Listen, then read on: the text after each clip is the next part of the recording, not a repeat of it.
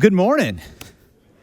And let me extend my welcome to worship this morning. My name's Adam Hildebrand. I get to be one of the pastors here at LVfirst, and it is such a joy to be in worship with all of you this morning. Whether you're here in person or you're joining us online, we're just excited to have this time together. And it's incredible for me to think about this, but on average, the average family spends $875 on back-to-school shopping.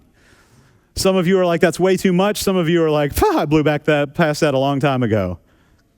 $875 on back-to-school shopping. Of that, almost half are specifically allocated to clothing and shoes. $253 on average for clothing and accessories, and $170 for shoes. What kind of shoes are y'all buying? We're going to get like the Walmart ones with the Velcro. They're going to get some grandpa shoes. That's what they're going to get. $170 for shoes. Like original Jordans? That's crazy. It's a lot. It's a lot. It's a lot to make sure that you have the right things, that you're all ready, that you're ready to roll into school. You know, the other half of that is school supplies, about $300 for technology and $141 per household for just folders and notebook paper and pencils and all of those things that you then take and they subsequently lose. Teachers themselves spend between $500 and $800 of their own money to furnish their own supplies. No, we don't pay them enough to do that, okay? So next week, yeah, you can applaud for that. That's okay. I don't know. Next week is Dollar Days. I don't know if it's the first day of the month, and so Dollar Days, you're going to bring a dollar of any amount, like $1, $5. We have different amounts of dollars. You bring whatever dollars you want, whatever dollars get put in the bucket, we're going to give to teachers to buy school supplies so that they don't have to spend out of their own money. So just know that that's happening next week. But that's a lot of money out of their own pocket. And then they've got to buy clothes, and then they got to get ready. And a lot of them, the schools furnish kind of polos or whatever it is. They all kind of try to look the same, which I appreciate. But however you choose to dress for open house coming up this next week, an open house series that we're doing starting on Sunday, however you choose to dress for that first day, however you're planning for that, I think Paul in the letter to the Colossians has some things that he thinks that we ought to think about adding to our ensemble. Some things that we ought to think about wearing each and every day as we roll into this new school year. He says it this way in chapter 3 of Colossians, starting in verse 12. He says, as God's chosen ones, holy and beloved, clothe yourselves. Clothe yourselves. Put these things on. Like this is something you can do. You need to think about what it is that you're wearing each day. The word to put on is this compound Greek word, enduo, which literally means into or within, and to sink into, to enter or to sink into. So we like to sink into these things. These are like that comfortable shirt that you wear that, you love that one, that it's super soft and you're like, yeah, that's my go-to shirt. Paul's saying that these are the things that should be that go-to shirt, that shirt that's worn in, that shirt that's perfect, the shirt that you love to wear whenever you can wear it. These should be the things that we put on each and every opportunity, each and every day. Clothe yourselves in these things. And here's the list that Paul comes up with. He says, clothe yourselves with compassion and kindness and humility and meekness and patience. Bear with one another, and if anyone has a complaint against another, forgive each other just as the Lord has forgiven you. So you all must forgive. Above all, clothe yourselves with love, which binds everything together in perfect harmony. And let the peace of Christ rule in your hearts, to which indeed you are called in the one body. And be thankful. Let the word of Christ dwell in you richly. Teach and admonish one another in all wisdom. And with gratitude in your heart, sing psalms and hymns and spiritual songs to God. And whatever you do, in word or in deed, do everything in the name of the Lord Jesus, giving thanks to God, Father, through him. This is what Paul says that we should do as students, as school staff, as parents, as concerned citizens in our community. And this is why this is so important, because we are shaping young minds, and as kids go, so goes a community. And oh, by the way, who do you think is going to take care of us when we're old? Right? This is really self-serving if we think about it. We got to make sure those kids are cared for, that they're taught, that they learn, that they're in safe environments. And I hear lots and lots of complaints about school systems and all sorts of things from all sorts of people. And let me just go ahead and tell you, if you are willing to complain about it, you should be willing to do something about it. Don't clap. I don't want anybody feeling bad. But you should feel bad. Because listen, this is a concern for me. This is something that we have to do something about. If we care about our community and we care about our schools, and at Lawrenceville First, we're putting Lawrenceville first, let me tell you about teacher burnout statistics. Let me just tell you about teacher burnout statistics. This is not pretty, folks. K through 12 teachers are the number one most burnt out profession in the United States. Twice as much burnout as the healthcare profession. 44% of teachers report feeling often or always burnt out. 90% of teachers claim that they feel burnout is a serious problem in our schools. And over half of teachers surveyed say that they will leave teaching sooner than they originally had planned for. In the last 5 years, there are 500,000 fewer educators in the American public school system than pre-pandemic. Not because we have less kids, but because we have less teachers. More than half of the schools in the United States have open, vacant positions to fill. Oh, we got to do something about that. Because our community needs us to do that. Our teachers need support, encouragement, care. They need the right tools and resources. And we get to be a part of the solution. Not just one day, not just the one Sunday of the year we say, hey, stand up, we're going to pray for you. Here's a pencil pouch and some stuff. Go get them. All the time. And so Paul's advice about what to wear is not just for teachers this morning. Yes, it is for teachers, but it's also for all of us in the way that we engage with our educators, in the way that we engage with our community, in the way that we engage with those around us, whether we're shaping young minds or we're serving people or we're helping people in whatever arena it is that we find ourselves, whether we're pushing paper, whether we're selling insurance, whatever it is that we do, we know what to wear. God's chosen and holy ones, clothe yourselves with compassion.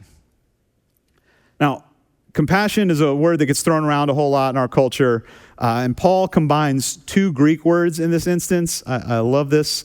It's splancha oikoramai, so you can just kind of use that in casual conversation.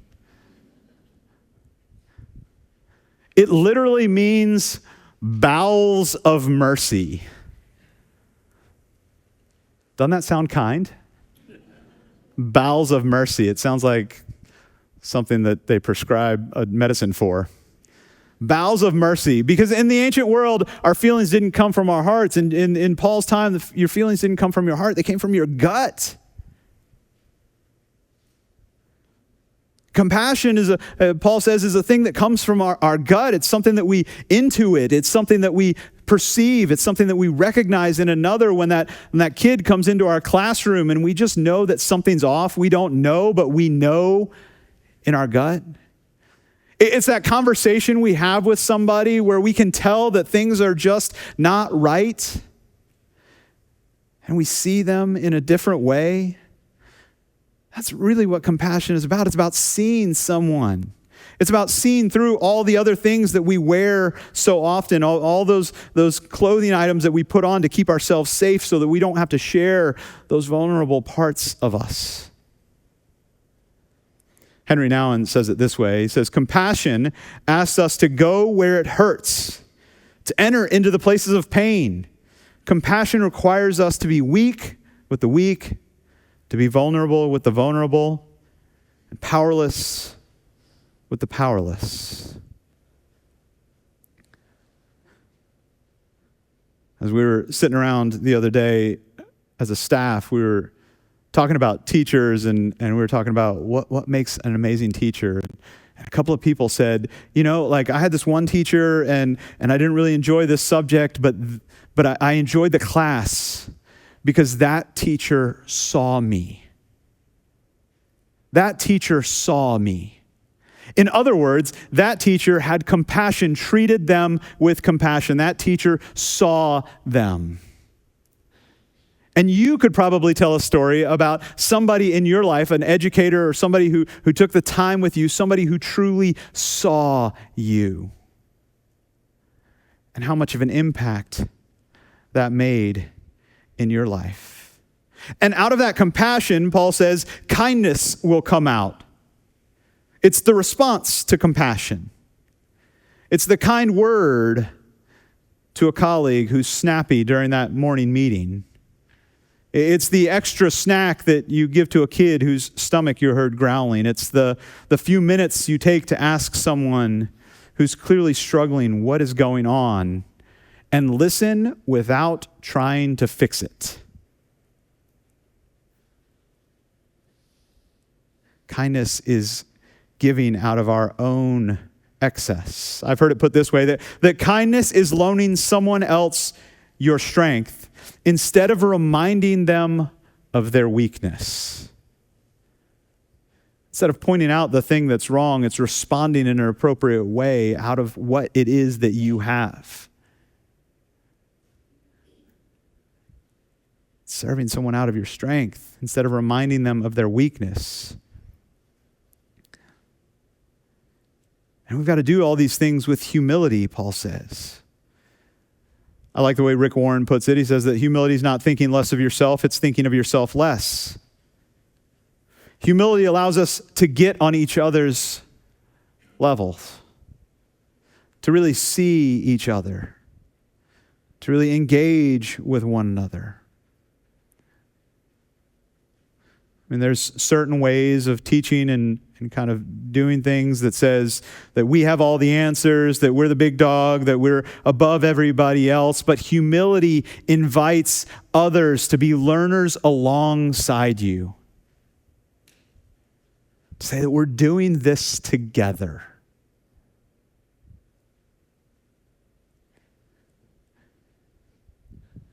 After humility, Paul says that we have to put on meekness, which is one of those things that, like, Paul uses this word a whole bunch.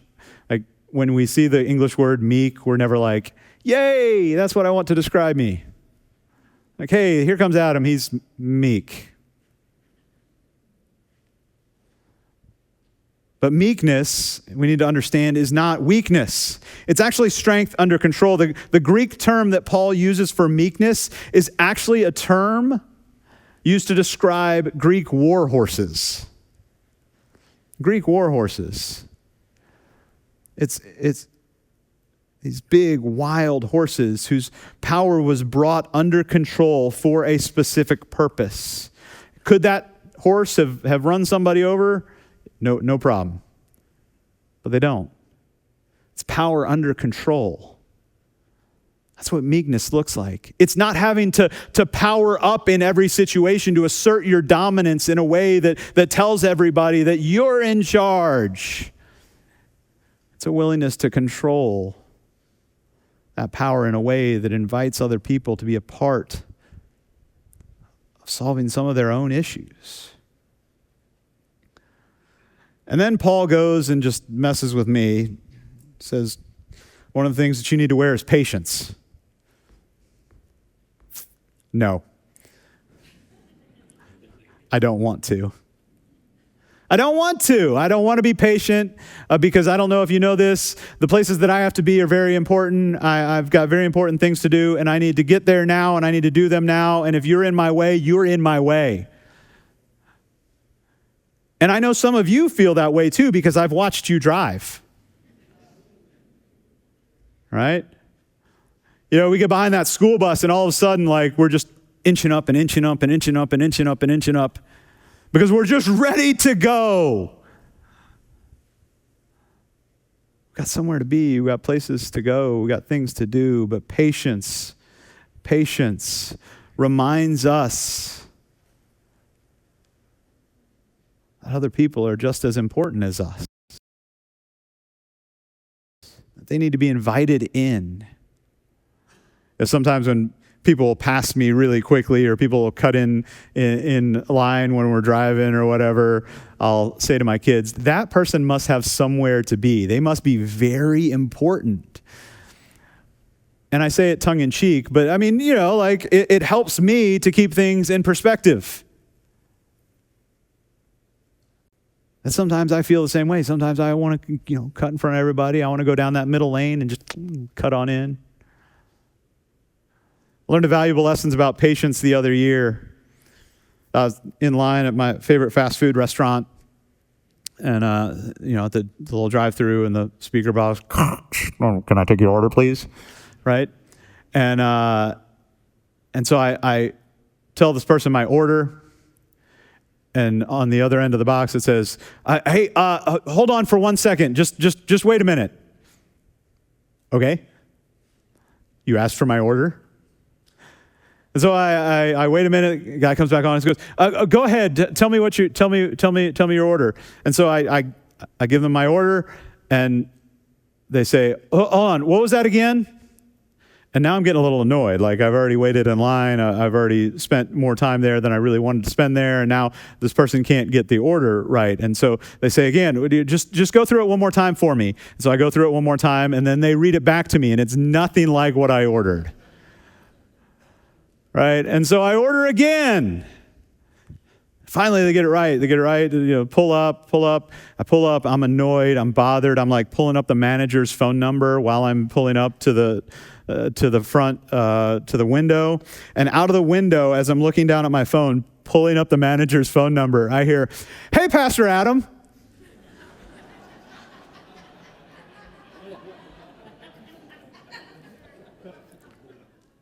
"Hey, bud." And the kid in the window goes, "Hey, it's my first day working the drive-thru. How'd I do?"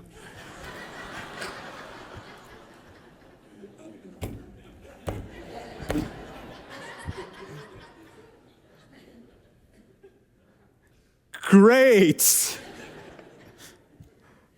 I didn't know which was the bigger sin at that point, to lie or to tell him the truth.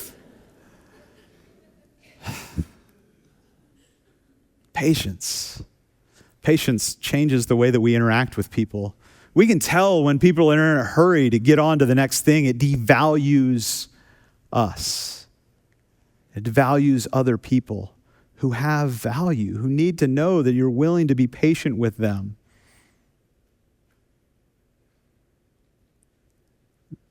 Like, Paul goes on and doubles down on this and says we've got to bear with each other. And we talked about bearing with here recently. And we've got to forgive each other because we've been forgiven. And as forgiven people, we forgive. That's what forgiven people do.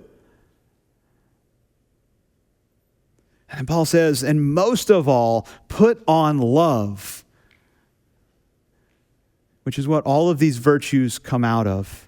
And it's what all of them hold together with. Love binds everything together. Love puts the outfit together like a belt and holds everything in place so that we might live out of love.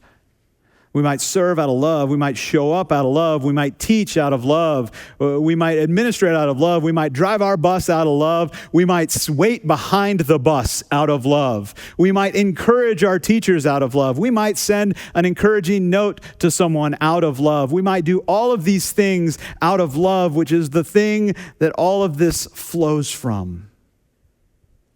And Paul says, look, if you clothe yourselves in these virtues, guess what you'll have? You'll have peace, which is really what we're all looking for. A sense of peace in this overwhelming world.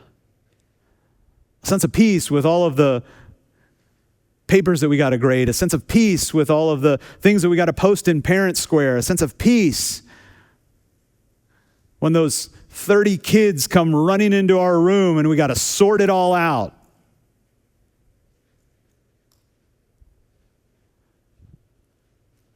A sense of peace when things don't go exactly like we had hoped. A sense of peace when our kid doesn't get the grade that we thought that they should get.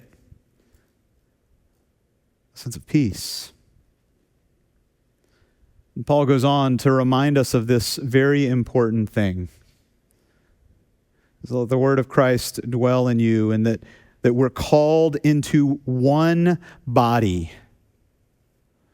Paul says, we're on the same team. We want the same outcome. We want our kids to do well. We want our kids to learn. And no teacher gets into teaching. Nobody gets into administration because they don't want your kids to learn. We all want the same thing. We're all on the same team. We should be each other's biggest cheerleaders for our next generation, because our next generation is worth everything we've got. As kids go, so goes the community. So parents, you're part of one body. You're part of the team. So you should clothe yourself in these things too. And when you email your kids' teachers, when you send them a note on Parent Square, when you contact their boss, clothe yourself with compassion and kindness and humility and meekness and patience, and bear with them and forgive them and seek peace in love. Don't blast them on Facebook or Instagram. Don't put them on blast. Deal with issues that will arise because we're people and we're all figuring this out together, with compassion and kindness and humility and meekness and patience, bearing with each other and forgiving one another so that we can all seek peace in love. The bottom line is, here's what Paul says. Paul says, each and every day, no matter what you're doing, no matter where you're going, that you should dress to bless. You should dress to bless somebody else. That in everything that you do, in every interaction you should have, you should be a blessing to the people who you're around. They should walk away feeling better about their life because they encountered you.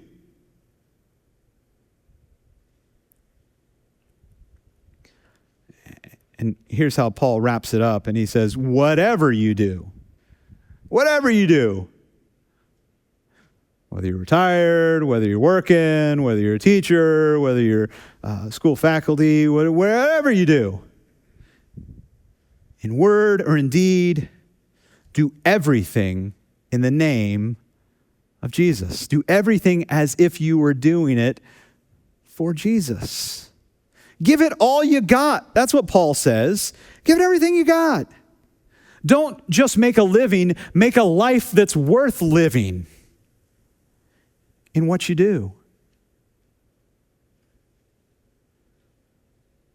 Look, nobody should expect perfection from our teachers, from anyone. Nobody should expect perfection. But we should expect perspective.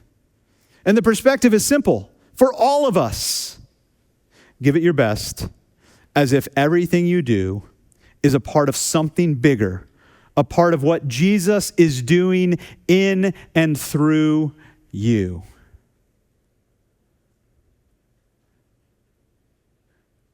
And when you're worried about what to wear on the first day, just remember that you have been invited to dress to bless.